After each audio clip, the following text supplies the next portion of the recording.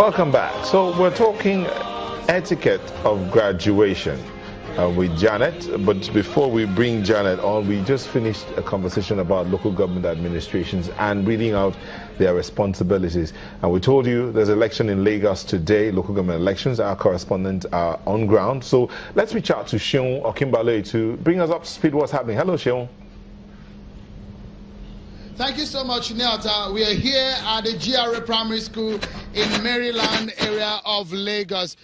Everybody knows by now that the whole of the city is locked down. There is movement restriction. If you are very conversant with this area, you will know it's quite a very busy area. But if you look behind me, it's deserted. There are several polling units across this road, just lined by the road, and it's drizzling. It's been raining all day in several parts of the city. But let me show you what is happening in the polling center here. This is a major collation center here in this area. But if you look at what is happening here, these are some of the officials here. Some of them are voters, security operatives also standing by. And if you look at what is happening here, there are some polling points here. There is just one across the room here, and everyone is staying just to stay away from the rain so they're not wet.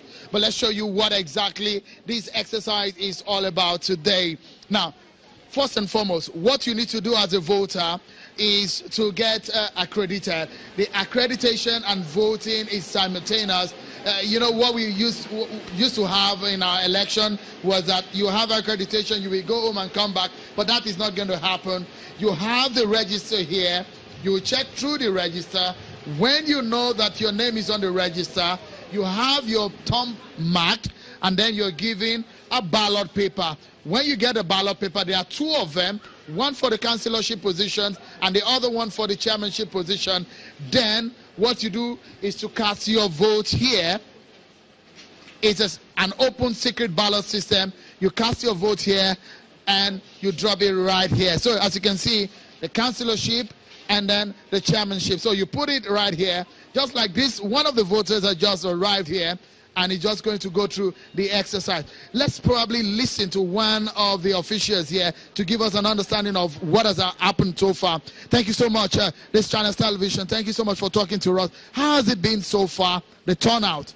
Well, the turnout is not really encouraging because people did not come out as at when they are expected to, maybe because of the heavy downpour. But like an hour ago, people started coming in, and it's been encouraging since then. You're doing a manual verification of their identity for the registration. Has that gone so far? Any incident? No.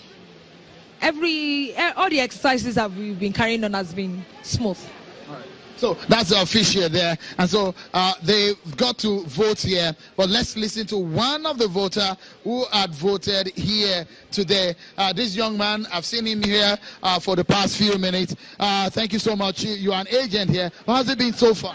To me, it's not that encouraging because most of the voters came and they were being harassed outside. So most of them left, and yeah, the way the arrangement has been going on is not encouraging. What specifically is not encouraging for you with the organization? Because at least there are supposed to be chairs for some LASEC officials outside. There are supposed to be chairs that they use to do whatever they want to do. But most of them trek down into this school to take chairs, and it's not supposed to be like that.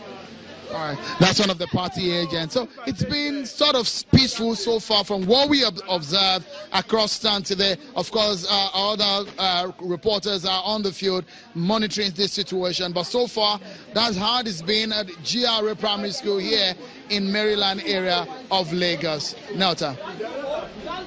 Thank you very much, Sean. As you can see, is it the rain? The turnout is the passion, voter apathy. But hey, low. All right, let's see. Maybe one of these days, Janet will carry us through etiquette of voting. Today, she wants to cover etiquette of graduation. Hello, Janet. How are you? Good morning. Good wow, morning. interesting. It's what a to day. have you here. Yes. Well, graduation etiquette.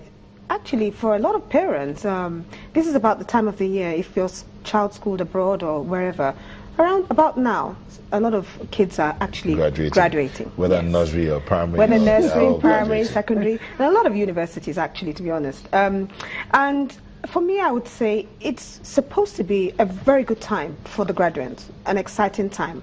Pride, honor, glory. And definitely for parents, this is like, okay, we've reached this place, your graduation, and, you know, we want to set you out to the real world. That's really what graduation is all about. But today, we're not seeing it that way. I don't even know if the graduates themselves take it that seriously. But I wanted to mention the fact that when it comes to graduation etiquette, there is a real protocol. And some things that we need to take into cognizance are really like time, the attire itself, the ceremony, what kind of gifts you give, you know, the certificate, and whether there's an after party or not. So those are the things I'm actually going to talk about. And I'm going to start with time. You'll be surprised when it comes to time. There's a whole lot of protocol. You have to get your gown, and you have to get your gown, you have to get your tickets. Some people just take it for granted that there's a process. You'll be told, most times you get a whole email telling you this is the process. You must get your gown on time, especially if you want to get the right size, the right cap. You'll be surprised how some people leave it to the last minute, and sometimes they get a size too big, too small, and if they're unlucky, they don't get a gown at all. So you can't take it for granted.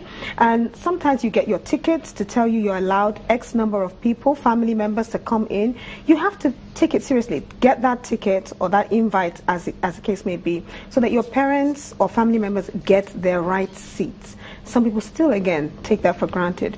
When it comes to time, you have to attend your own graduation ceremony on time. You know, sometimes maybe it's just a little bit of nonchalance or something like that, and you find that maybe you're just, you know, you have a reputation for being late.